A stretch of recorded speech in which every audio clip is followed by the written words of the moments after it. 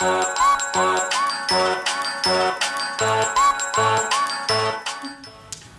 to the first episode of Spotlight here at the Wagon Wheel Center for the Arts. My name is Katie Jane Mullen and I'll be your host for this summer. Make sure to like us on Facebook and follow us on Twitter and Instagram to keep up to date on all of our new episodes. This is your chance to get a behind-the-scenes look of all the different aspects that go into creating a summer-stock professional theater. My name is Scott Michaels. I am the artistic director at the Wagon Wheel Theater, and that means I currently direct and choreograph 5 of the 7 shows, plus oversee casting, hiring, all the production stuff, including sets, costumes, lights, and anything that has to do with the actual builds or constructions of the show.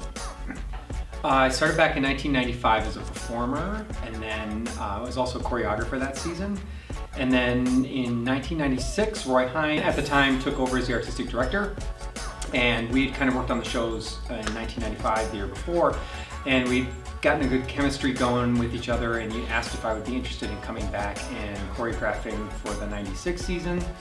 And within that time period, I wasn't too sure, but I decided that I would give it a shot and see how it went, and I've been here ever since.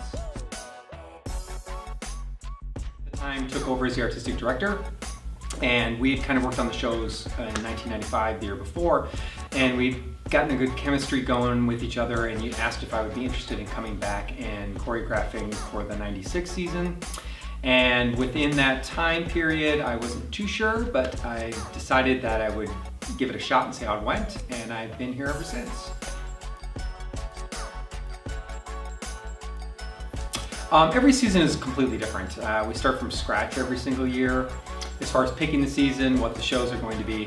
I can't really compare them to each other because every season is its own entity, its own lineup, its own problems, its own things that we like about the thing. So I can't really compare them to each other. I just think that this is a great lineup. We have shows for the whole family. We have some great historical pieces in Ragtime. Some great classic shows, a lot of brand new shows. Beauty and the Beast, Sister Act are all new shows for us here at the Wagon Wheel Theater. So I think it's just a great lineup.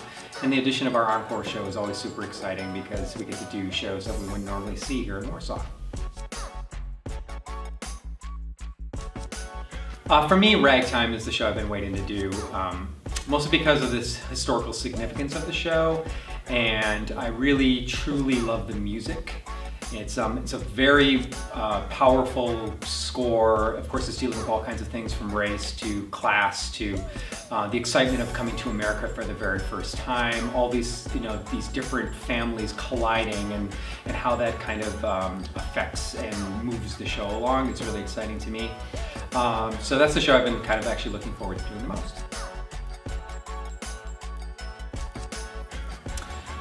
Every show is challenging in the round. It's just the nature of moving a show that was meant to be done in proscenium or forward with large sets or big pieces of furniture. Everything in the round has to be kind of stripped down and kind of simplified. So every show has its own unique problems, like Beauty and the Beast, for example. We have to deal with large costume pieces. We have a wardrobe, we have Mrs. Potts and Cogsworth, and they're in their full costumes. How are we going to fit them all on stage, plus have scenery and be able to do other things around them? So every show is challenging in itself. How are we going to build the sets so we don't block the audience? How are we going to make furniture? How are we going to move things around? And how are we going to actually facilitate the shows in the round? So each one is different. I wish I could pick the perfect cast for every show, but unfortunately when you're casting, you have to look at the entire season and say, well, I'm going to need a Sandy in Grease, and then I'm going to need an ensemble member in Sister Act. So we don't always cast the most ideal person in every single part. We try to cast the most talented person. So what I do in our auditions is I really don't even look at our season. I kind of go to the auditions and I say, I'm just going to hire the most talented people, triple threats who can sing, act, and dance, and are versatile, have a good look for the season. This season in particular, casting people that have a little bit more age to them, that look a little bit more mature, because there's so much more families and adults and parents than we normally have, and then you kind of have Grease at the very end where they're all supposed to be teenagers. But I kind of still looked at the season as more of an adult-looking season, so I kind of went with more of a type of more maturity. And then I just tried to find the most broad triple threats that I could. All these kids in our company can sing, act, dance.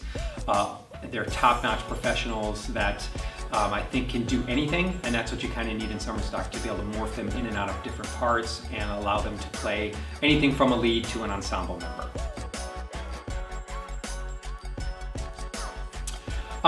Being in the round is one of the unique things about this theater compared to most theaters. There are very few of theaters in the rounds left in the country, so I think that it's the uniqueness of the space itself, of performing in the round. A lot of the actors who've never worked in the round before fall in love with the round.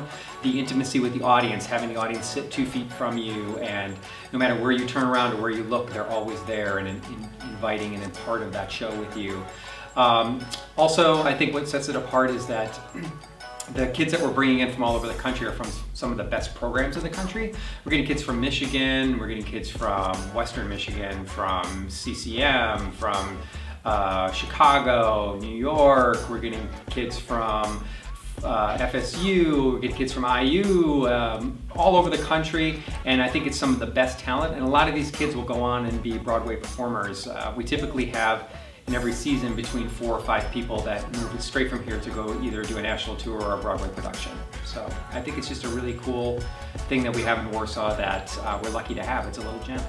Thank you for watching the first episode of Spotlight. Make sure to subscribe on YouTube and also like us on Facebook and follow us on Twitter and Instagram. Tune in next week to get an exclusive tour of the Wagon Wheel Theater. Thank you, and we can't wait to see you again to talk about all things under the spotlight.